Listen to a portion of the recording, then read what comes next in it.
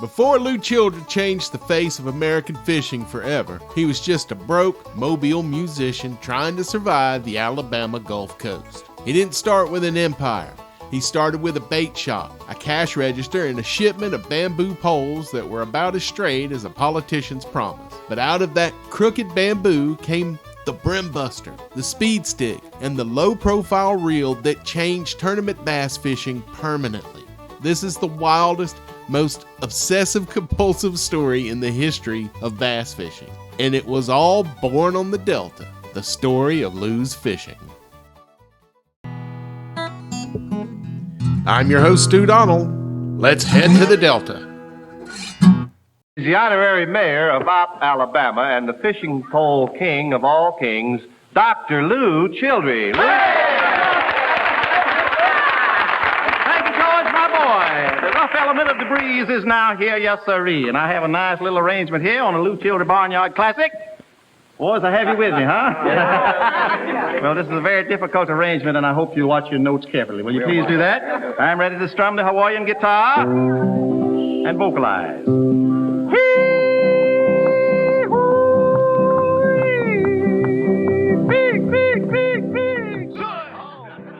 Before Lew became the guy who redesigned half the fishing gear in America, he tried something even harder, making a living as a musician. He played the Grand Ole Opry, toured, and lived the kind of life where your paycheck depends entirely on whether strangers clap. It did not make him rich, but it did give him one important skill, the ability to read a room, which, it turns out, is also useful when the room is full of fishermen arguing about rod action. Lew eventually realized the music industry had one major flaw. It required the music industry. So he walked away, picked up a bamboo pole, and accidentally reinvented fishing forever. Most people go to Nashville to chase a dream. Lew went, took notes, and then improvised a different solo.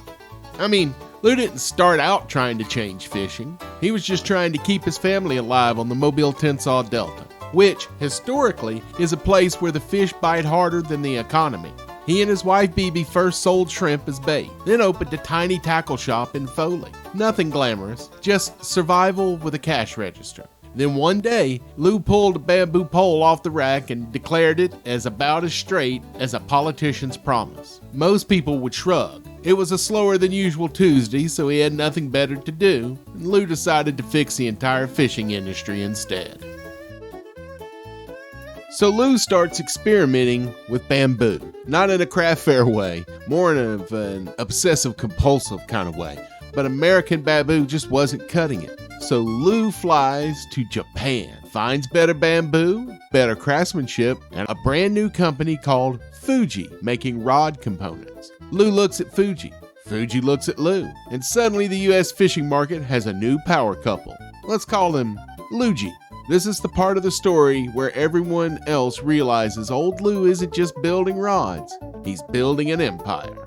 Before Lew became the guy who reinvented reels, he became the guy who accidentally turned a simple cane pole into a statewide personality. The brim buster wasn't high-tech, but it seemed futuristic. Didn't even pretend to be complicated. It was just a collapsible pole that didn't do anything extremely well except catch fish. Anglers loved it, and because it was light, compact, and didn't fight you like the old broom handle specials everyone grew up with, tackle shops loved it because they could barely keep the things on the shelf long enough to collect dust. The brim buster became so popular that people started treating it like a membership card. And that's the moment Lew realized something important. If he can make a simple fishing pole this good, he could probably make everything else better too. Which is how a collapsible stick became the gateway drug to one of the most influential fishing brands on the planet. Now, my father was one of the early converts to the brim buster.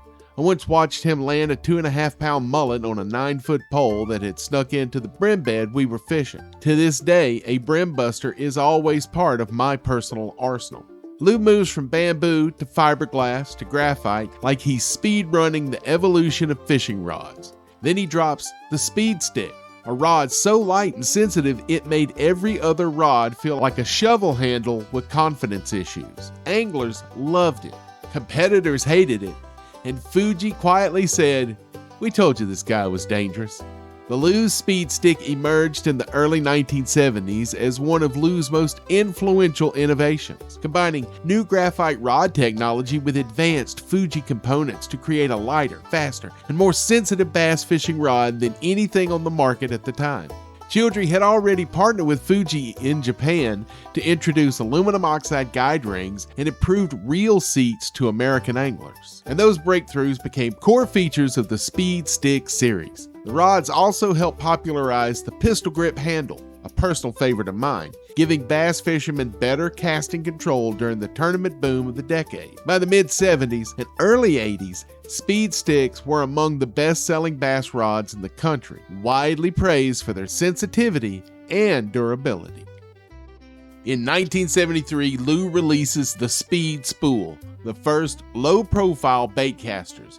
It was sleek, it was smooth, it was manufactured by Shimano before Shimano was Shimano. The reel was so good, it made pro anglers say things like, "Game changer." This is the moment Lew's company stops being a tackle shop and becomes a legacy. Sadly, in 1977, Lew dies in a plane crash. It's the kind of plot twist that would get rejected in a script meeting for being too cruel. But his family and partners keep the brand alive. They keep innovating, they keep pushing, and they keep proving that Lew didn't just build fishing gear, he built momentum. Today, Lew's is headquartered in Missouri, backed by major investors and manufacturers globally. The rods are faster, the reels are smoother, and the brand still runs on Lew's original philosophy. If you make something better, people will notice. If you make something much better, they'll name a company after you. Lew Childre didn't set out to become a legend. He just wanted a straight bamboo pole. And somehow this bluegrass musician turned into an angling genius and made his company one of the most influential fishing brands on earth.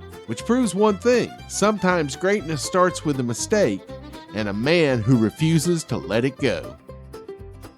Excuse me, old chap, but would you mind terribly clicking like and subscribe? It would mean oh so much to me, seeing how as I gave my life for your entertainment.